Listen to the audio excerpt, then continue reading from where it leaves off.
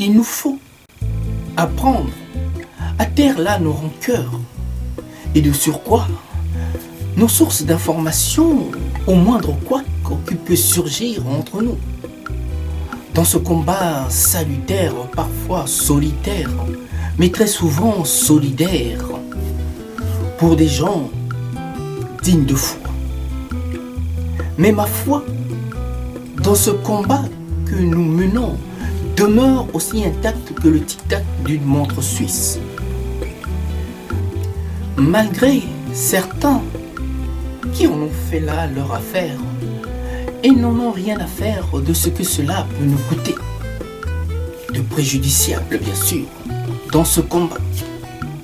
D'où l'intrusion de ces métronomes par l'exclusion qui nous porte tant atteinte par leur trahison et de ce chantage permanent qu'ils exercent autant sur les uns que sur les autres. Sont là autant de menaces qui discréditent la cause dans son accomplissement de cette œuvre charitable. Ne seront pas surtout des faux jetons portés par leurs propres intérêts purement égoïstes au point même de tout, mais de tout la saboter. Que ceux qui dénoncent les inepties d'un régime se mettent là, mais à se tirer une balle au pied à la moindre ouverture qui se présente, question de ne pas voir l'autre évoluer, pour ne pas dire là, émerger plus vite qu'il n'en faut. Et là, une véritable problématique qu'il nous faudrait résoudre au plus vite si nous tenons absolument pas à tomber dans les méandres de l'histoire et du côté mais le plus obscur qui soit. Oui, à ce stade du combat, le combat devient un véritable mais parcours de combattants dont nos adversaires le plus acharnés ne peuvent que mais se frotter les mains.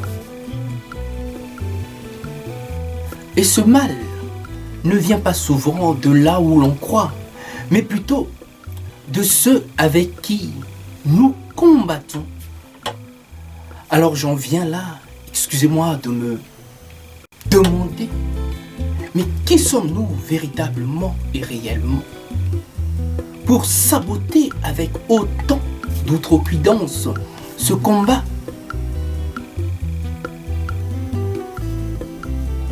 qui nous est si cher? Méfions-nous dans ce cas de ceux-là qui en font leur affaire au point de devenir une affaire personnelle et n'en ont rien à faire des autres et encore moins de ce qu'ils peuvent penser, voire des conséquences. C'est là que repose et demeure notre plus grand danger. Ne faisons pas comme ces montboutistes qui autrefois faisaient porter le chapeau au petit papa maréchal, l'accusaient de tous les maux et de tous les crimes. Aujourd'hui, 18 ans après, continue à rouler carrosse avec ceux que nous dénoncions, sans autant tirer les leçons de leurs échecs du passé. Dans ce cas, autant mieux laisser reposer le petit papa maréchal en paix.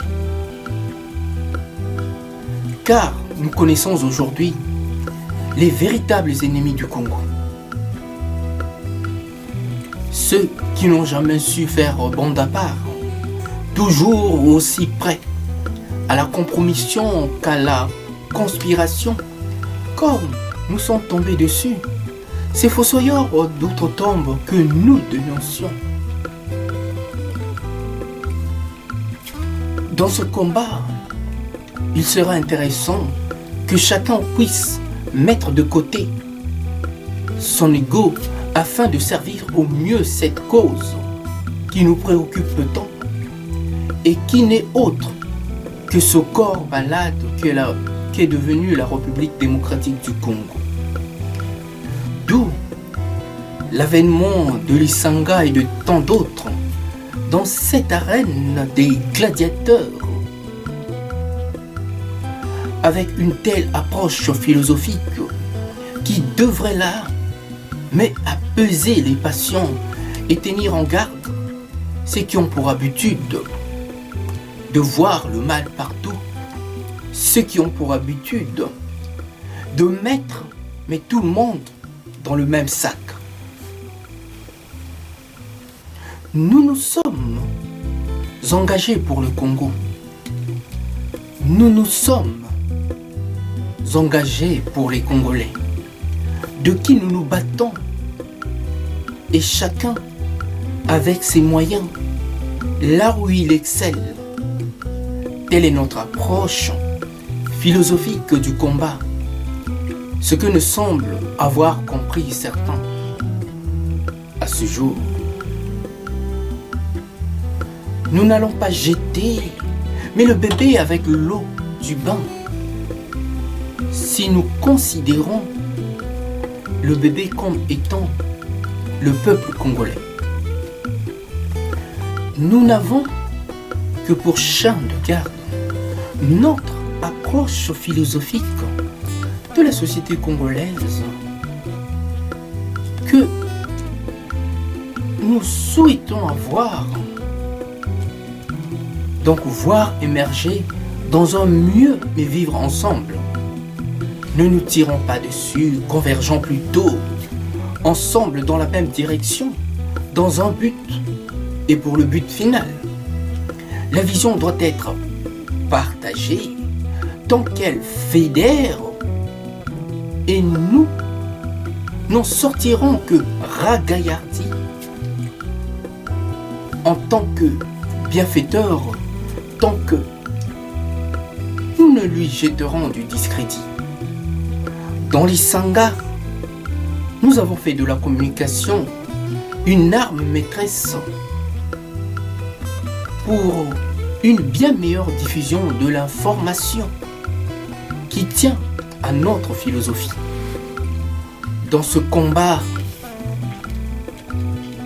et dans ce don de partage, d'où nous reconnaissons et respectons l'apport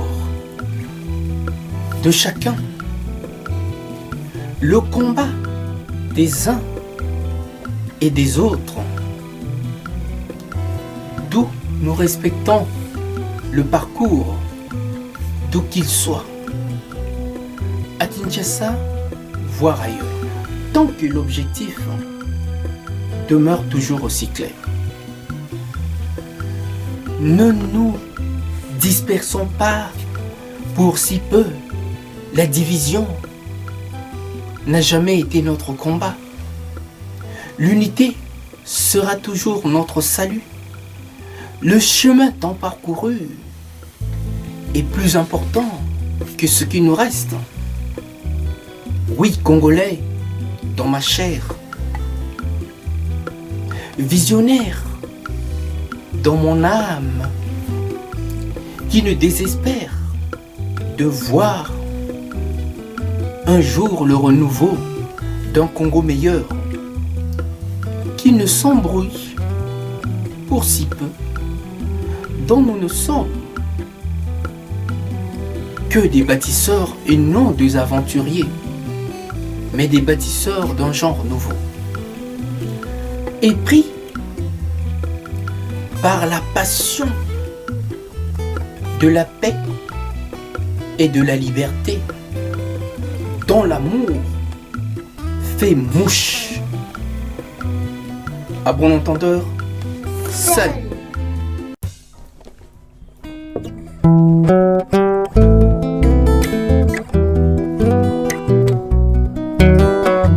Je viens par l'occasion de vous souhaiter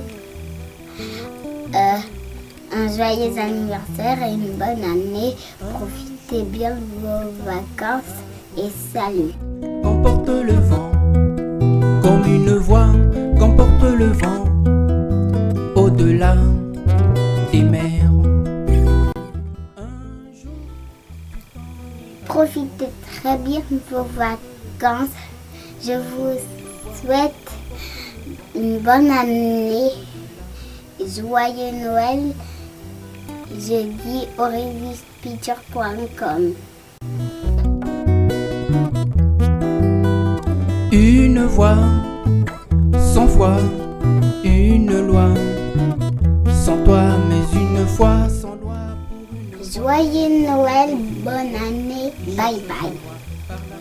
Mais une foi sans loi, pour une fois sans toi, mais une foi qui cherche à savoir. Plus de droit, Je vous souhaite de roi, des bonnes vacances. Profitez bien pour vous reposer et joyeux Noël. ma passion, telle est ma plus belle.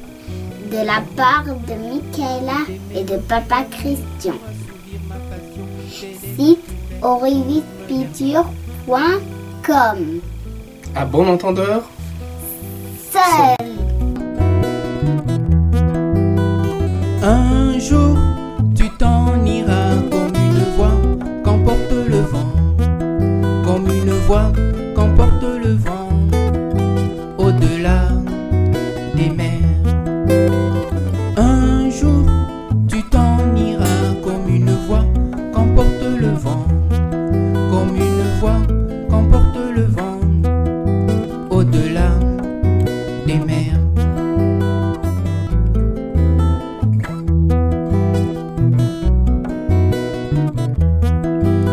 Au nom de l'amour qui nous engage, bien malgré tout ce